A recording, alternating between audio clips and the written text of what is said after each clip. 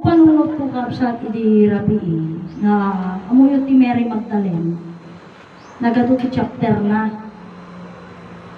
And then pero lahat ng chapter na yan, no, pagka may okasyon sila, pag may okasyon like parang gaya yung ginawa natin, binigyan natin ng pagpapahalaga yung isa sa chapter natin, no? Tayo yung may chapter sa kanila, you see? Kaya nga, sabi ko nga, and we are so glad na yung chapter na yun, kasi yung pinaka-main, supposed to be magbibigay ng donation dun sa chapter niya. Kasi parang anak niya yun, naaalagaan niya din. Yung? But then, we are so thankful na yung mga, sila yung nagsabi na sila yung chapter, hindi tayo yung nagsabi. Hindi. Kumikita sila kasi doon ng sa religion. Okay. Pero sa katuruan Anyway, sa katuruan. Pero sa amin, kasi yung nakita ko noon na ganap ng Mary Magdalene, yung mga chapter nila, parang yung pinuntahan natin doon sa ano na sa kapilyan. Sa kapilyan. Yung main doon sa Balog, pumunta sila doon. Pumunta sila. Then, mayroon silang every ganyan-ganyan. Every member. Ay hindi, every isang chapter rather. Nagbibigay sila ng tulong para mayroon silang handa sa isang ano. But we are so glad na dito sa atin, hindi tayo kailangang nagsabi ng chapter natin.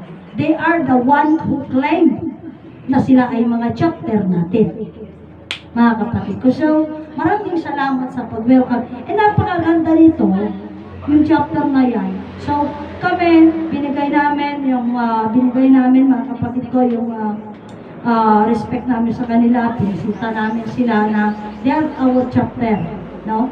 At yung iba pa, kasi may pinuntahan din kami noon na chapter, pero hindi pa ngayon maayos siguro. So, ako yung nananawagan sa lahat ng mga chapter ng Motherland. You can always invite us.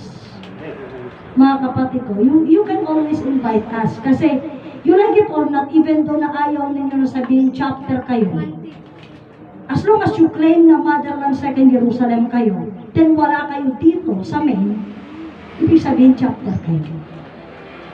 Yes.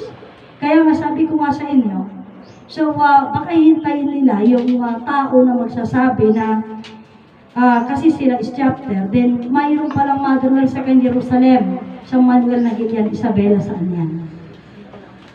So, baka hintayin nila yung maging pasyente nila iso o na magsasabi o makasama nila. Pasyalan naman natin ang main. Iba lang ang main, mga kapatid ko. Iba lang ang main. Parang kagaya niyan, may trainingan dyan o sa Camp Melchor ng sundalo, pero iba lang ang Baguio Philippine Military Academy. Yun yung main niya kasi. Yun ang main niya.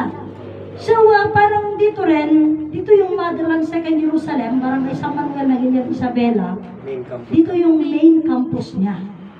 Mga kapatid ko, ito yung main nito. So, kaya masabi ko nga sa inyo, dito,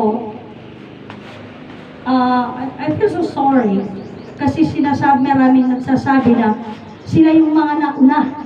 No? Sila yung mga nauna. At ang mga yan, sino lang sila? Kailan lang sila? Yung mga gano'n, no? So, alam nyo, ako mismo or being kami nakasamahan, I always claim it, mga kapatid ko, na naibalik ang katuruan dito sa Motherland Second Jerusalem noong May 1, 2010. May 1, 2010. At umangat ito ng August 24, 2013. So, kung titignan mo, mga kapatid ko, talagang bata pa, no? Bata pa. Pero tignan mo naman yung braveness niya. Yung braveness niya. Anong braveness niya yan? Kasi, sabi nga ni Brother Petro, ni Prinsipe Petronio, yung salitang aramid ti pakakitaan, hindi pa nagpamating aramid ti pakakitaan, kabisat.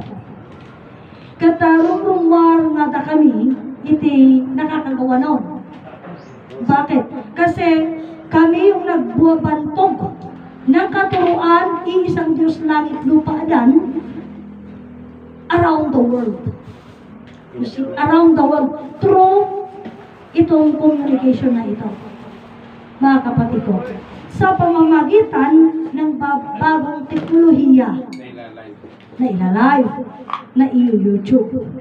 No? So, being ganon, mga kapatid ko, sabi ko nga sa inyo, may papakita namin na kami, napupul ninyo lahat ng mga, ito bagong-bago pa lamang na naka-update, nagkakaproblema ako ngayon sa downloading ko sa Facebook. Inaayawan niya. So, pero actually, maraming salamat sa YouTube dahil sa YouTube wala akong problema sa pag-download. No?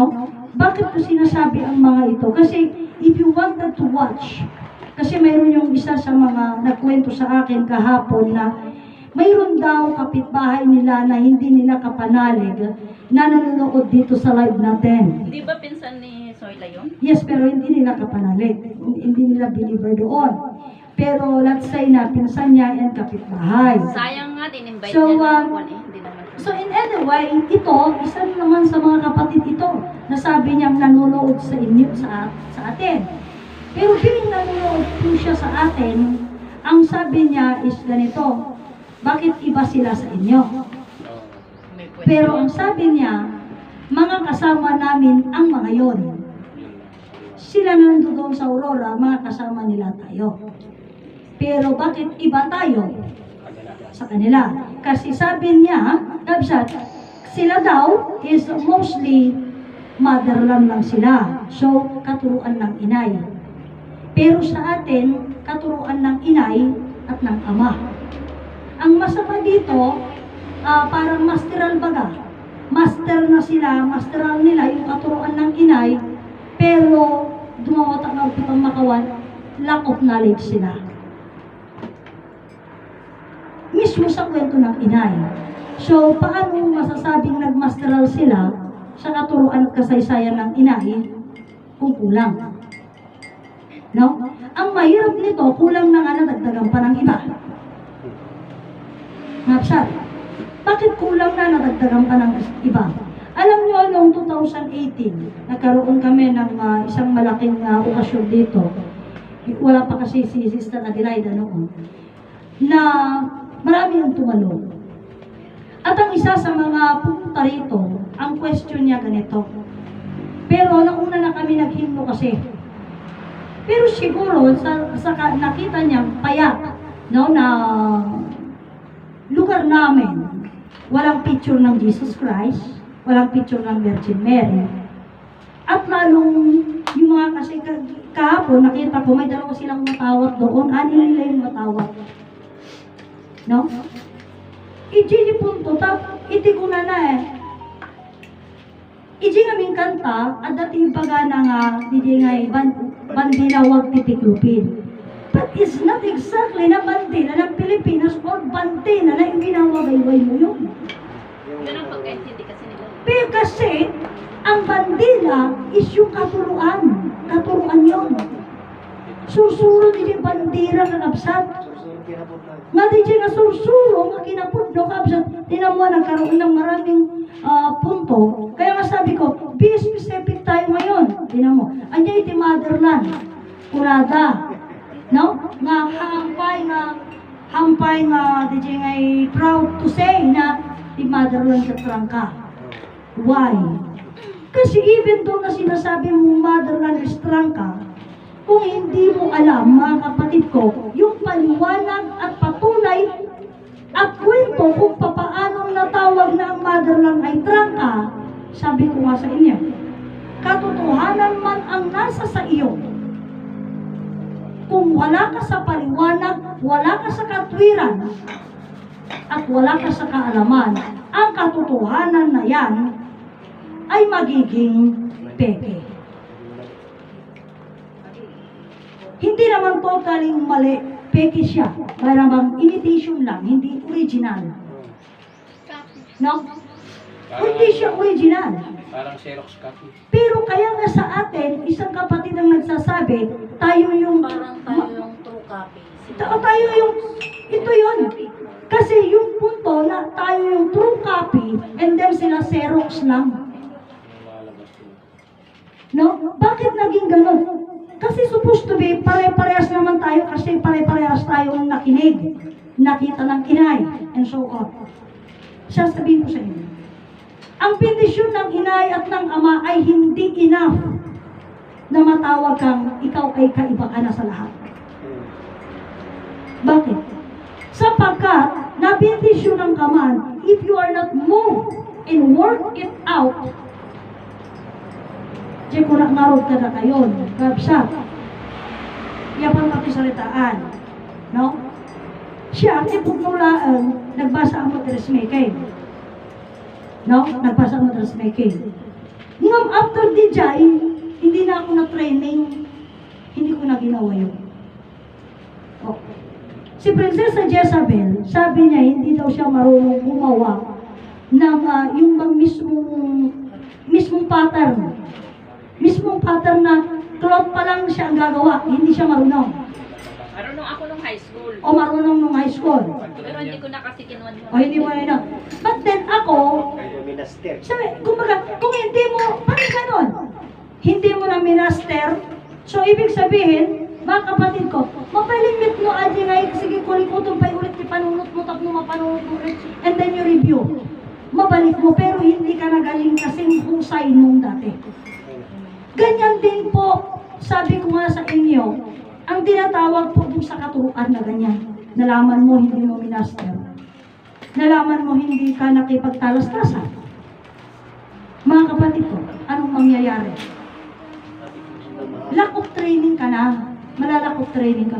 So, kung sasabihin mo at ipagyayabang mo lamang, ano ba yung self-confident ka na sasabihin mo, bindisyonan ako ng inay, and you're not moving, you're not doing it, kahit pa sinasabing, no, na sinasabing, ikaw ang pinagpilinan, if you're not exercising it, kasi ang inay, marami siyang anak, at kung ikaw ang napagpilinan, ibig sabihin lahat ng responsibility, wala kang tatanggihan. Kasi lahat ng magsasabing anak ako ng inay, ikaw na pagpilinan, kailangan ang mga yan, mga kapatid ko, i-acknowledge mo lahat sila. I-acknowledge mo. Hindi mo sasabing, iba yung mga yan. No! You should visit us by saying na ako pinagpilinan ng inay. You should visit us. Anong ginagawa nyo? Kumusta naman kayo? Kasi ang inay, she visited everyone. Mga kapatid ko. And then, kaya masabi ko, ikaw ang napagpilinan, hindi mo ginagampanan, ano ka? Take ka nga rod. Mga kapatid. Ganun yun. Kaya sinasabi ko, kagaya tingnan mo. No? Kagaya na lamang ng ambasador sa ibang bansa. The embassy is a small government, small system ng government, parang sa Pilipinas sana. Yung Philippine government, then wala naman, imposible naman may gobyerno ng Pilipinas sa Saudi. Pero mayroon siyang tinatawag na embahada. Dito sa Pilipinas, ang government ang tumitingin ng ating welfare. E paano yung nasa ibang bansa? Yun namang embahada. Ang tumitingin ng welfare. Ngayon, ang inay, tumitingin ng welfare natin. Ang ama. Ngayon, yung pinagpilinan, huwag mong ipagmalaking ikaw ang pinagpilinan dahil ikaw ang kawawa. Ikaw ang kawawa. Kasi you must acknowledge us all. Pero kung ina-acknowledge mo lang yung sarili mo, sinasabi mo lang ako ang pinagpilinan, para ka lamang ginto na natubo, ay para ka lamang bakal na itinibok sa ginto. Simpatya na yun, simpatya. Mga kapatid ko, na pag inasa iyan, baka naman pala yun naman pala ginto. And by being sinasabi na ikaw is napagpilinan, i-want people to show sa'yo mismo yung simpati nila. Simpatyada kang ka, it's because sinabi mo, ang inay ang nagbilin sa akin.